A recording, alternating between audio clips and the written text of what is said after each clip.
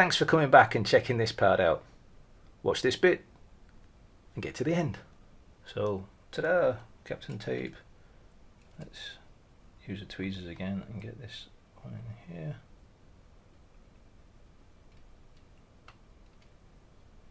And let's mess around. Get this very thin ribbon. Annoyingly. Stuff.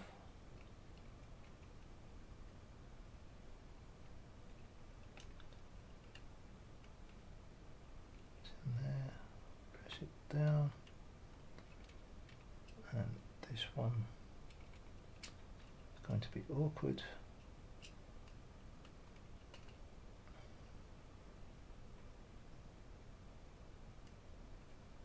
This is above the black bit that actually traps it in. Push it in as far as it'll go. And then close the little bits behind it, and that should be it for that.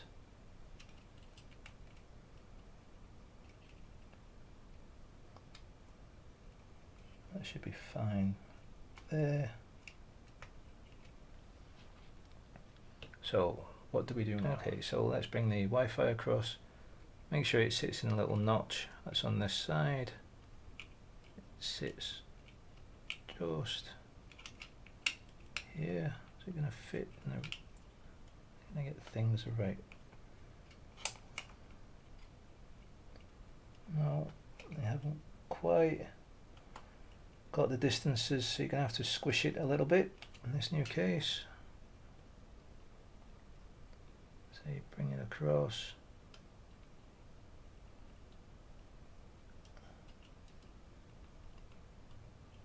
And rightly it went up and down and around, didn't it? Right, so that's that bit. Then around, use the tweezers to drag it up and around that bit there, and then the back end of the tweezers to help flatten it there. But now we need the new power socket, which fits that way round, which pretty much means there's only one way to fit it. So it's going to go like that, I assume.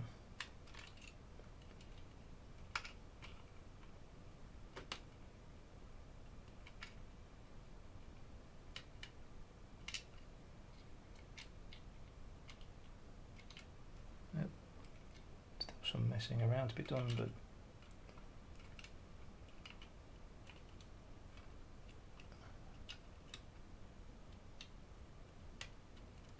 there we go, that's there. Lined up. And over here.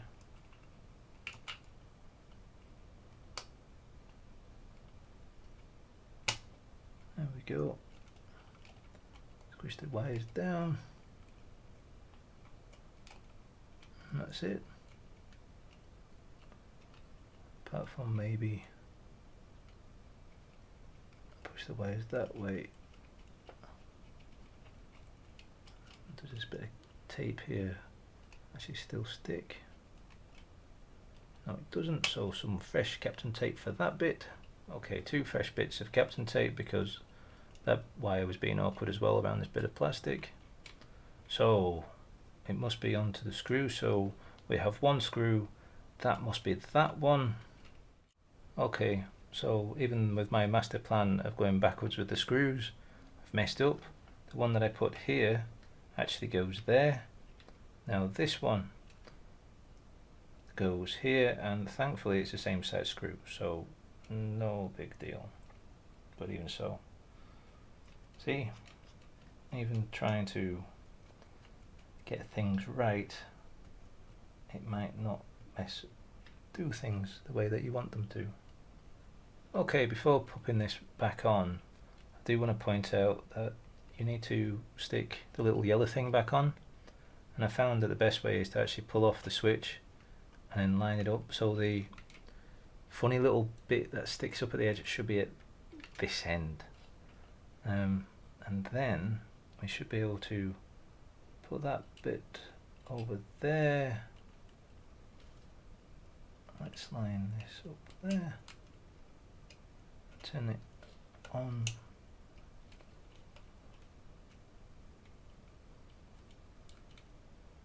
That's just where it should sit. There's no click click click or anything like that, it's just where it should sit. But you move the little switch up and down.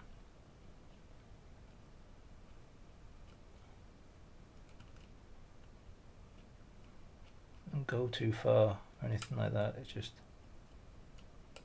that's where it goes.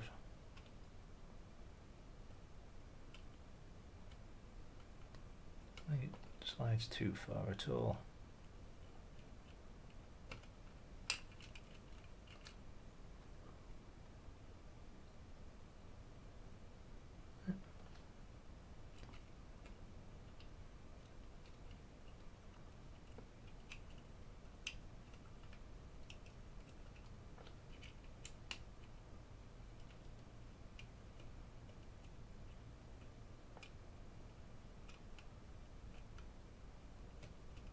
Doesn't seem to be slippy enough so that it will come back by itself, but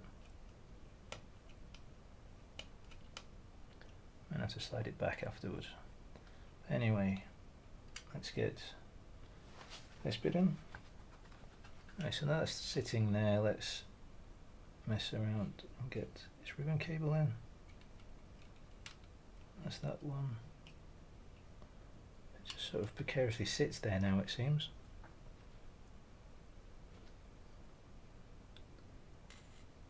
Do wonder what that bit of plastic is. So the next bit is to put this down. Ribbon cable goes in there, lay it flat, and then put in this screw. Oops. And we want to put it in this hole here. Okay, so the next bit is actually to get all this on, which is the latch and everything for the back bit. So we need to be careful how we do this. We need to line that up with the actual switch, if I can do that at all.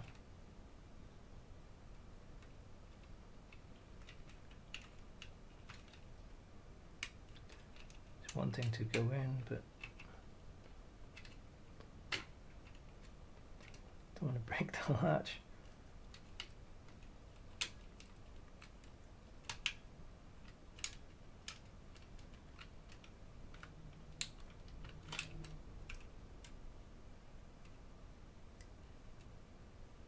Cage on, the one at the beginning. Oh, clicks and clunks and things. Yeah, let's get this going. So working backwards so that it was down at the bottom here, wasn't it? Oh, let's try and make sure that wires and things are not in the way. There we go. Since we're bouncing up a little bit, let's make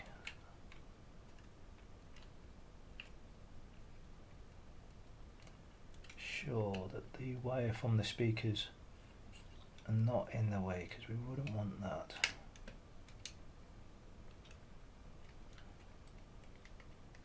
There we go.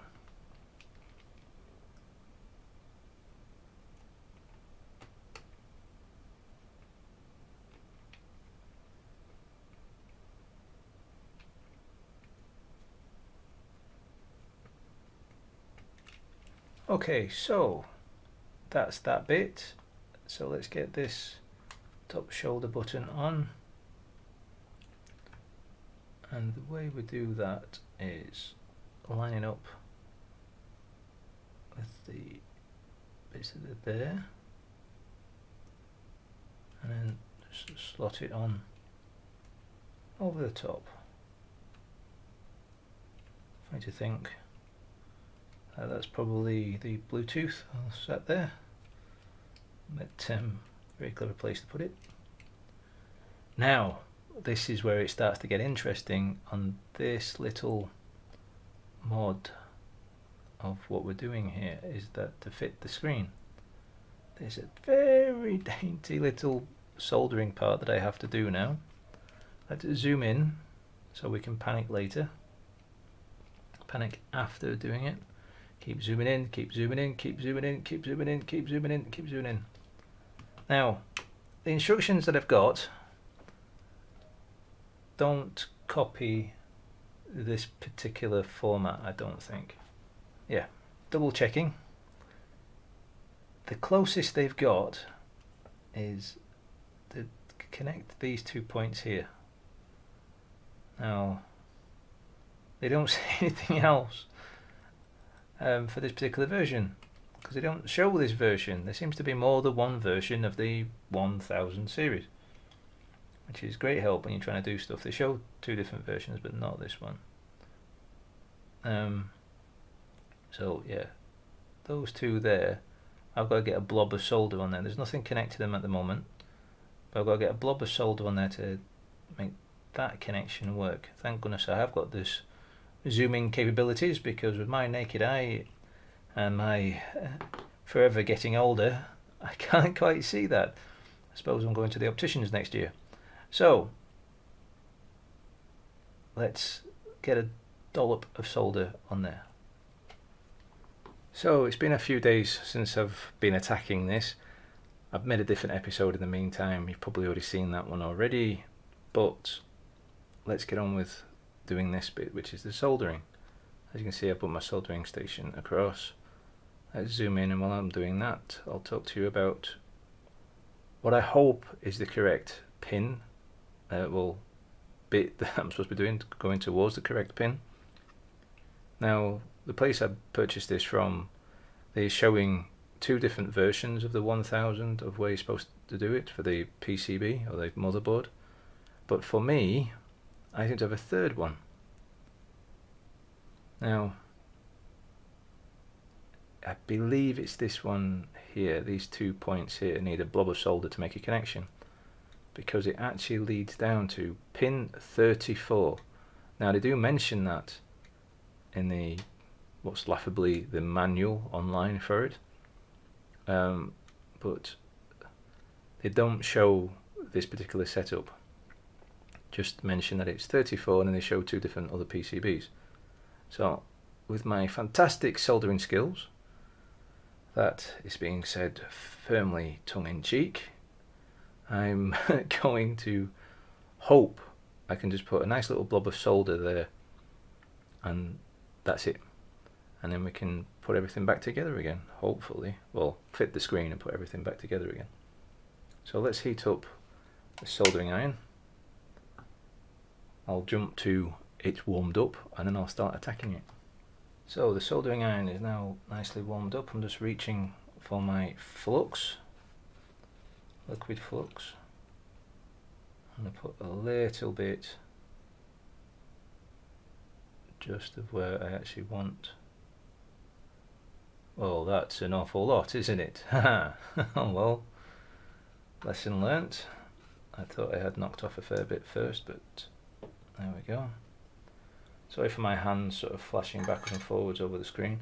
So what I've done already though is cleaned the point on my soldering iron.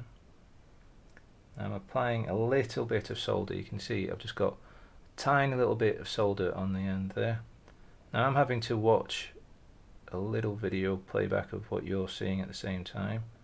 It looks like I'm so close, but actually I'm actually quite far away still, so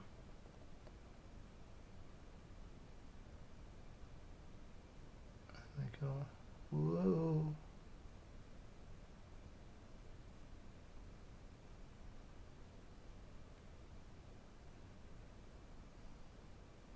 I think that was just the flux moving.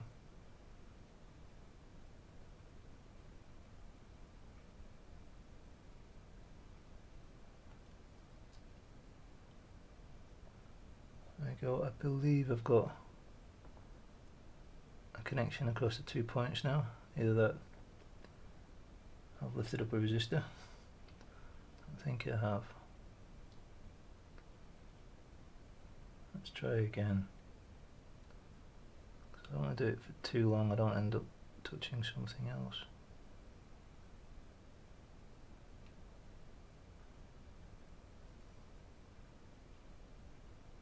I believe that's it.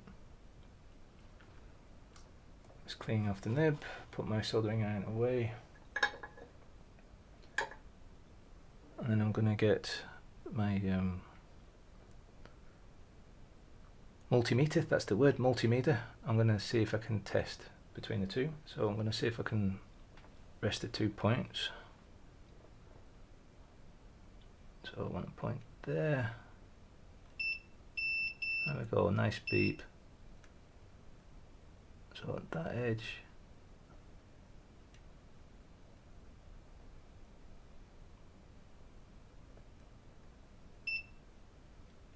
this is difficult, I can't see what I'm doing. There we go, made a nice little soldering there. So even for my skills that was possible. So I'll turn the soldering iron off. I'm zooming back out again because we don't need to be that close up when I fit the screen. Let's get the soldering stuff out of the way. Right, so onto the screen. Maybe I should zoom out even more. There we go. So here's the screen. Now this is a bit of an interesting thing that we have to do.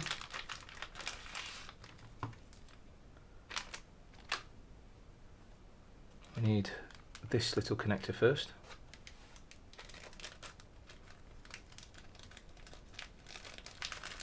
Try to get out the bag. There we go.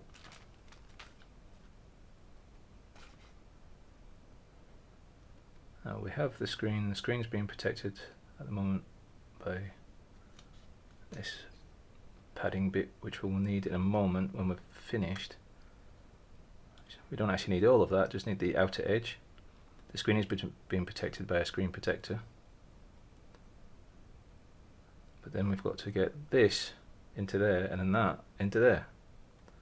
But what I think I might do is put this in here first. So we've made sure that the little flap is up first, and then we need to feed this bit underneath, and we need this little gate to be up as well.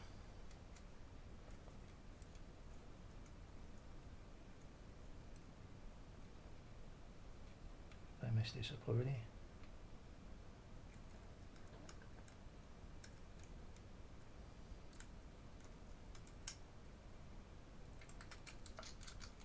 How's it supposed to work? That's supposed to go in there and then fold over.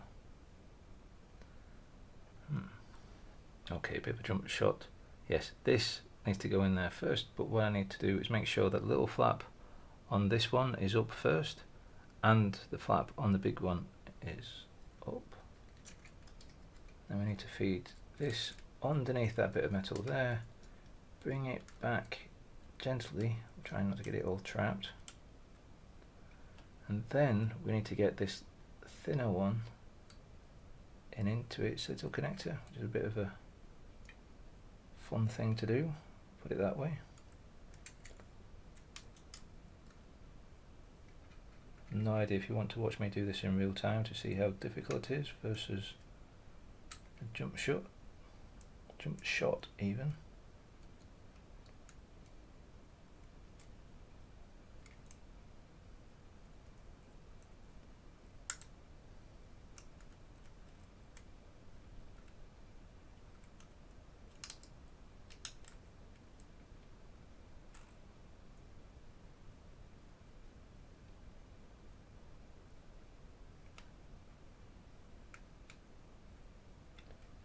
Problem is holding the tweezers, it's putting it at an angle, and that means it doesn't go in, not with those fatter ones anyway, so I'll try with these.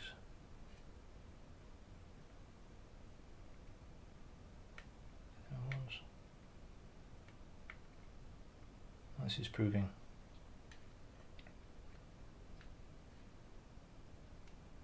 to be more awkward than I thought it would be.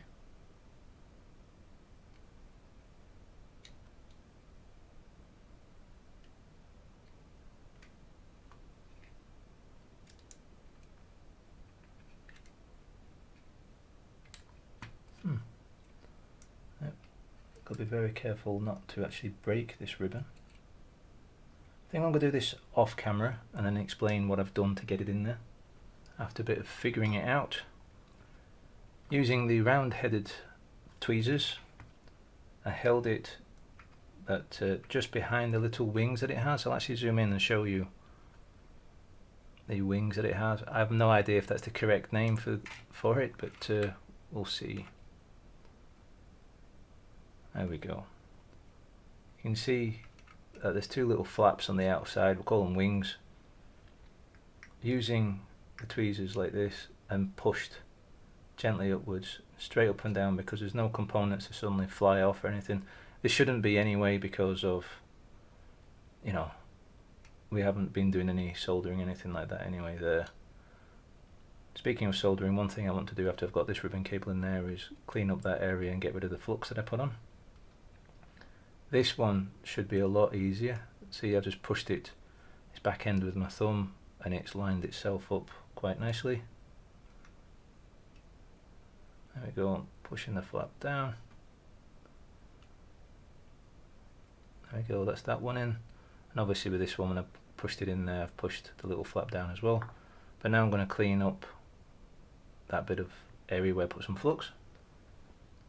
Now we take this screen and I'll zoom out, see what I'm doing here. I'll try to do this without showing my ugly mug.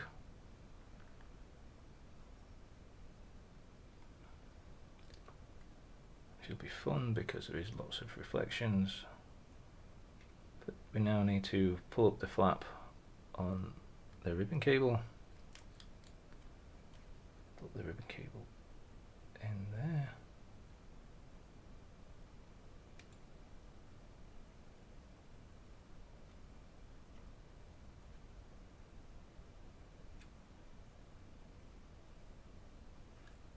How's that supposed to work?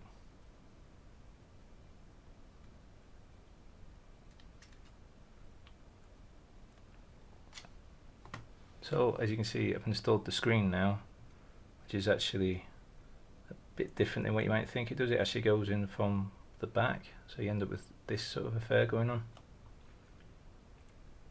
And now let's see if we can lay this down. So bending that back that way and pushing down, and there we go, the screen is on. Don't worry about all the fingerprints because this is going to be pulled up in a moment. So that's the end of that bit. Do all the normal stuff, subscribe, all that fun stuff. On to the next bit.